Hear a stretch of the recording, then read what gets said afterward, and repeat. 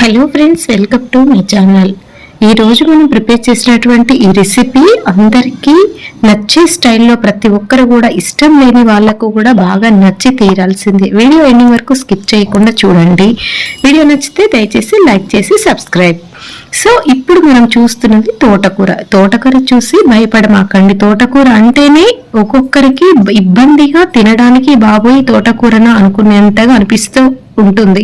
కానీ ఈ తోటకూరలో ఉన్నటువంటి రుచి, ఆ టేస్ట్తో పాటు ఇందులో ఉన్నటువంటి బెనిఫిట్స్ తెలిస్తే అస్సలు తోటకూరని వదలరు.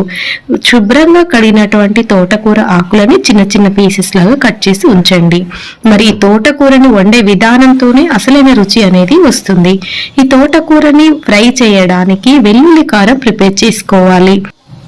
ఇప్పుడు స్టవ్ పైన ప్యాన్ ఉంచేసి ఫ్రైకి సరిపడా నూనె ఒక 2 స్పూన్లు అయితే సరిపోతుంది. నూనె వేడయ్యాక శనగపప్పు, మినపప్పు, జీలకర్ర, ఆవాలు, 2 ఎండుమిరపకాయలు కొద్దిగా అవి వేగాక ఉల్లిగడ్డ, పచ్చిమిర్చి వేసి వీటిని లో ఫ్లేమ్లో ఫ్రై చేస్తూ ఉండాలి. ఆనియన్స్, పచ్చిమిర్చి పచ్చి స్మెల్ పోయే వరకు లో ఫ్లేమ్లోనే వేయించుకోవాలి. ఆనియన్ పచ్చి స్మెల్ పోతేనే మంచి టేస్ట్ ఉంటుంది. ఇప్పుడు దీనిలో ఒక 3-4 వెల్లుల్లి క్రష్ ఇంట్లో యాడ్ చేస్తే ఆనియన్స్ కి వెల్లుల్లి ఫ్లేవర్ పట్టేస్తుంది. తర్వాత కొద్దిగా పసుపు యాడ్ చేసి పూర్తిగా దీనిని మగ్గనిచ్చుకోవాలి. దీనిలో ఒక 4-5 కరివేపాకు చీలికలు కూడా యాడ్ చేసుకోండి. ఇలా లో ఫ్లేమ్ లో ఆనియన్స్ మగ్గిన తర్వాత ఇప్పుడు మనము శుభ్రంగా కడిగి ఆకుల వరకు తీయాలి. ఇందులో ఏంటంటే కాడలు అనేవి మనము ముందుగా కట్ చేసి పెట్టుకోవాలి. కాడలు అవసరం లేదు.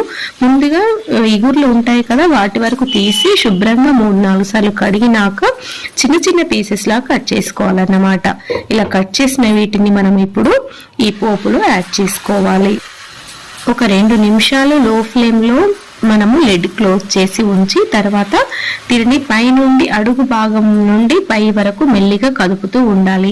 ఒకటి గుర్తుంచుకోండి, ఈ రెసిపీ ప్రిపేర్ చేసేటప్పుడు మీడియం ఫ్లేమ్లోనే ఈ ఆకుని బాగా ఉడికించుకోవాలి. ఇందులో ఉన్నటువంటి వాటర్ కంటెంట్ అంతా పోయి మొత్తము ఇదంతా కూడా ఫ్రై అయ్యే వరకు లో ఫ్లేమ్లోనే దీన్ని ఉడికిస్తూ ఉండాలి. ఇప్పుడు ఆకును బట్టి కొద్దిగా సాల్ట్ యాడ్ చేయండి. తర్వాత ఇలా మరలా దీనిని ప్రతి 2 నిమిషాలకు ఒకసారి ఇలా మనము కదుపుతూ ఉడికిస్తూ ఉండాలి.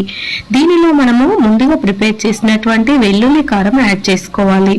చేసిన కారం మొత్తం కూడా ఒకేసారి యాడ్ చేయమాకండి. మీ తినే టేస్ట్ని బట్టి మాత్రమే యాడ్ చేయండి. ఇప్పుడు ఈ వెల్లుల్లి ఫ్లేవర్ తోటి కారం పట్టేసి మంచి టేస్ట్ అనేది వచ్చేస్తుంది ఈ తోటకూర ఫ్రైకి.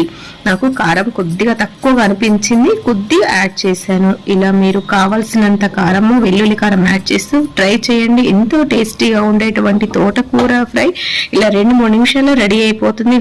ఇలా ఆయిల్ ఫ్లోట్ అయ్యే వరకు మగ్గనిచ్చుకోవాలి. ఇది చపాతీలోకి కానివ్వండి, వేడివేడి అన్నంలోకి కానివ్వండి, ఒక్కసారి టేస్ట్ చూస్తే మొత్తం లాగించేస్తారు. ఫ్రెండ్స్, ఈ వీడియో నచ్చితే దయచేసి లైక్ చేసి సబ్స్క్రైబ్ చేసుకోగలరు. మరొక రెసిపీతో నెక్స్ట్ వీడియోలో కలుద్దాము. Thank you friends.